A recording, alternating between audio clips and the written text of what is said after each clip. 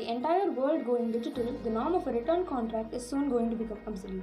Although electronic contracts are the new normal, there is a lot of technical prowess that goes behind drafting and signing an electronic contract. So here's all you want to know about it. Let's see what a contract is first and then go on and understand what an electronic contract is. The word contract is derived from a Latin word called contractum. The word contractum means drawn together. According to Salmon, a contract is an agreement creating and defining obligations between two parties. Let's see what an electronic contract is now. An e-contract is a contract modeled, executed and enacted by a software system. It is a contract that is drafted and signed in an electronic form. So there are two types of electronic contracts, one being an email agreement and the other one is an online agreement. So with respect to email agreements, emails which convey the clear intention of parties can be treated as a binding agreement.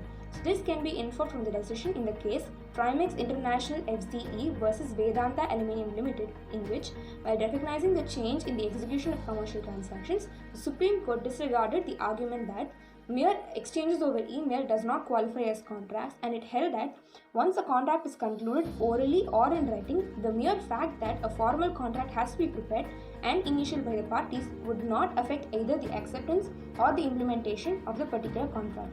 Next one is the online agreement. Online agreement has three subdivisions under it. One being the browse wrap agreement, the other one is the shrink wrap agreement, and the other one is the click wrap agreement. What is a browse wrap agreement? These agreements are those which is intended to be binding upon the contracting party by the use of that particular website or the product.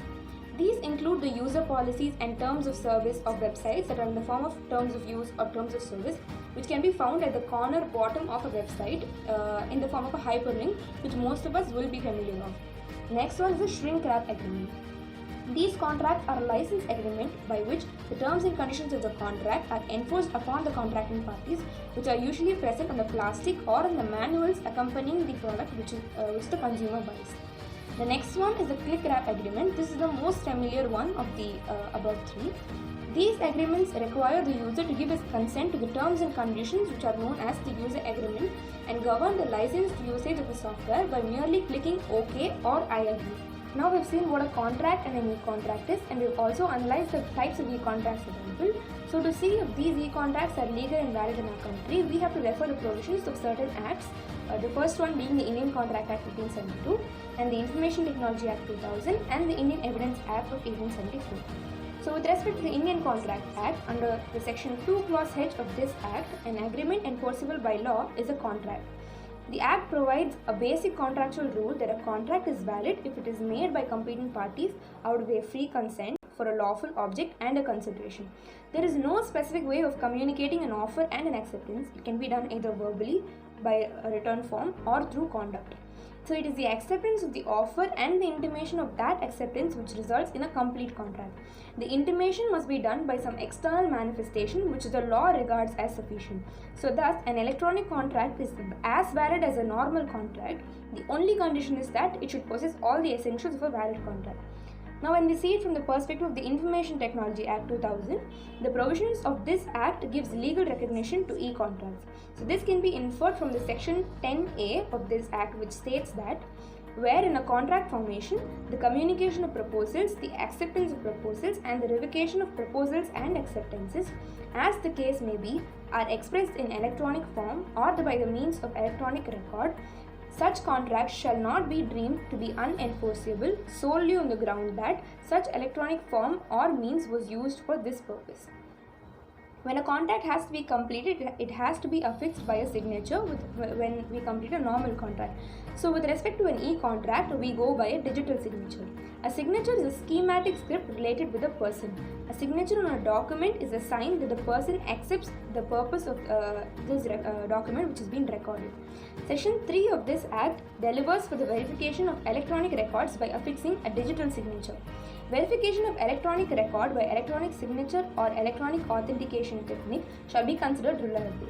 Thus, an electronic contract can be created by digital signatures, and this is recognized by Indian law. Now we see it from the perspective of the Indian Evidence Act 1872. So the courts in India recognize these e-contracts under the section 65A. The procedure for furnishing an electronic document as an evidence in the court of law is provided under the 65B of the same Act. So this section says that any information contained in an electronic record produced by a computer in a printed, stored or copied form shall be deemed to be a document and can be admissible as an evidence in any proceeding without further proof of the original document. By admissibility of the same, various conditions prescribed under 65D also have to be complied, which are, it is required that the document or the email sought to be produced from a computer which was in regular use by a person who is having a lawful control over the same system at the time of producing it.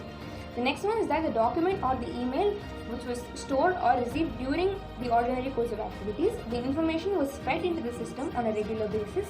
The computer output was in a proper operating condition and was not affected by the accuracy of the data entered in.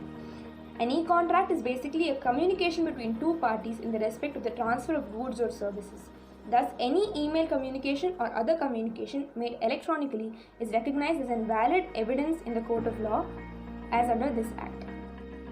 Now we come to the last part of understanding what e-contracts are, and this is the most crucial part because here we're going to learn about the issues and challenges that are involved in e-contracts. So there are four challenges. The first one is capacity to contract, the second one is the free consent, third is the decision on applicability of law, and the fourth is the decision on the code of jurisdiction. So let's see the first one.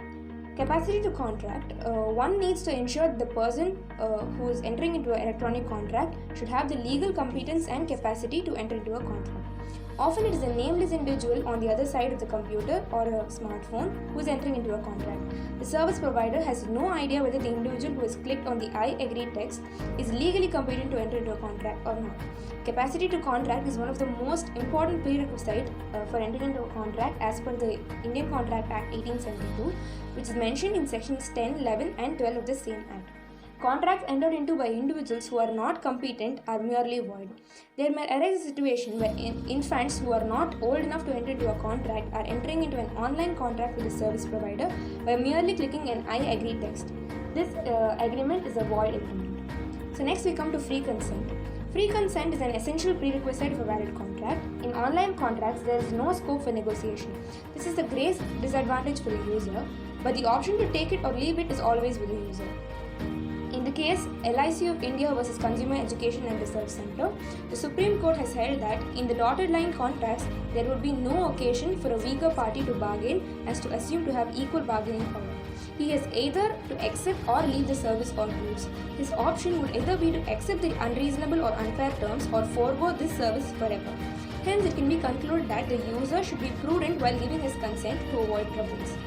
The third one is decision on applicability of law.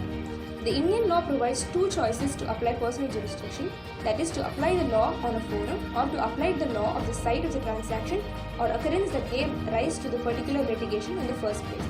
The courts do have a judicial right to determine the choice of law by identifying the system of law with the transaction which has the closest and most real connection to it. There is no bar that the law of a foreign country cannot be applied on an Indian party and could not be subject to a foreign jurisdiction. The emphasis is on to select the proper law that is connected to the particular issue. The last one is decision on the court jurisdiction. E-contracts give wider scope for the cause of action at many geographical locations. This might lead to filing of cases at different places. Defending lawsuits at many geographical locations can be both expensive and frustrating. Hence, the choice of forum clause should be mandatory in all online contracts. It makes good legal sense for the online service providers to limit their exposure to one jurisdiction only. Thus, the online service provider has no other choice but to limit his jurisdiction and forum and the applicable laws only. The user has no other choice to accept the service provider's standard terms and conditions by clicking the on-screen I agree, yes or I accept clause which is given on the online contract. Thus, the legal legislation in India addresses all avenues of e-contracts. However, the advancement of technologies will bring in new challenges for both the lawmakers and the government departments. The law needs to be updated and upgraded from time to time to keep it evolving for all the technologies. I hope now we've all gained perspective with respect to what e-contracts are in our country. Thank you.